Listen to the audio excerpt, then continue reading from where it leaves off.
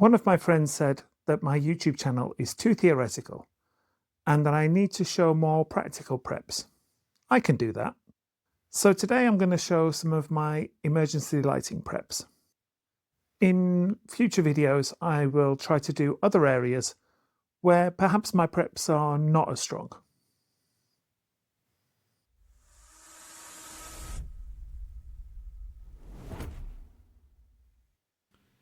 Here we have a small torch that hangs by the front door, 3 AAA batteries. And here's another similar torch, again 3 AAA batteries. Also hanging by the front door is a headlamp.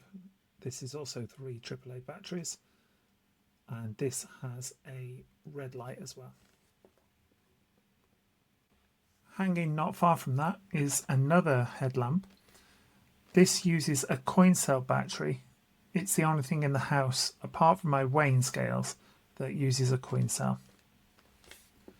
Here is a big baton torch. It uses 3 D batteries, and again that's the only thing in the house that uses the D batteries. And here's another one of those AAA torches hanging up in the tool cupboard. This next one's a new addition. This is a little torch that fits onto a 9-volt battery. I need to keep 9-volt batteries because that's what the fire alarms use. This is actually from the fire alarm after it was calling out for low battery. So I've been able to get a little bit more use out of that battery. This next one is a 3 AA LED lantern. It's got a slightly nicer warm glow than some of the other lanterns that you'll see later. This is a little Olight EDC torch. It lives on my keyring. It's just got 1 AAA battery. Here now are my work lights. Initially the only one that's on is the one on the right. That is a solar power and USB chargeable one I recently bought from Temu. I really like it. It's very good. But the one on the left, the mains one, is much more powerful. Don't overlook the possibility that you might have power when you want to do some sort of repair in an emergency situation.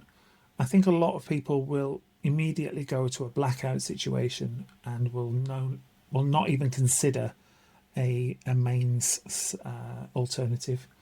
And I think that's a mistake. You really need to be ready for both. These next ones are some string lights. I've got 2 different types here and I've got 2 of both in each packet. They plug into a USB power bank and they last for ages. They use hardly any power and they give a nice ambient light. These little things are Temu glow sticks. They are tiny and they were recommended on a Prepper podcast recently, but I'm not very impressed. Maybe I need the bigger ones to really give them a fair evaluation. But the only use I can see for these is for identifying, you put them on the kids or put them on the dog's collar or something so that you can see the kid or the dog from a way away. They're not going to be useful for ambient light. This is a little solar panel and bulb that I got from Temu. I got 3 of these. They're actually remarkably good. And you can put them on the windowsill and they will recharge and they'll last for quite a while. I think I had them running for about 12 hours. I would say they're quite good for ambient light and maybe at a push even task light. Next I've got a couple of pillar candles that sit in the window. The gold one actually was a recommendation from UK Urban Prepper, who suggested that you can get Christmas candles after Christmas very, very cheaply. And a few more on the other side. Up next are the passive infrared lights. So I have this one at the bottom of the stairs. It charges by USB, and I have another couple charging or just sitting there waiting to be used at any time. I do have another one that's in the garage as well. They came as a pack of 4. Highly recommended, and they do kind of bridge the gap between normal life and a blackout.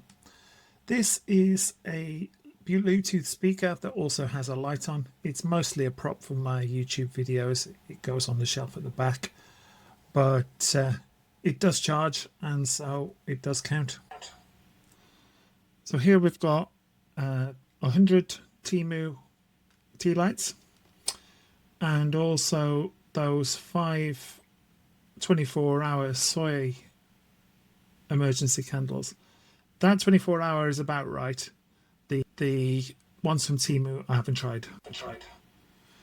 So by the back door I have an LED lantern, 4 AA batteries. I use it to put the bins out. Under the stairs I've got another type of LED lantern, 4 AA batteries. I did a terrible job of filming this, but this is a USB headlamp. I use this when I'm out walking. Another USB headlamp. This lives under the sink and I use it when I'm cleaning the oven. Another little candle sits on the window ledge in the kitchen. And now upstairs, a small AAA LED lantern in the study, another one here in the airing cupboard, and another one here in the main bedroom. Here's another one of those Temu solar bulbs. This lives in the study. And another here in the guest bedroom. And last but not least, a small 3 AAA torch that lives in the little Faraday tin that I created. So now I've shown you some of my emergency lighting preps. I do have a few other bits here and there, but they're either in storage or they're mislaid somewhere. If you can't find something, then you don't have it.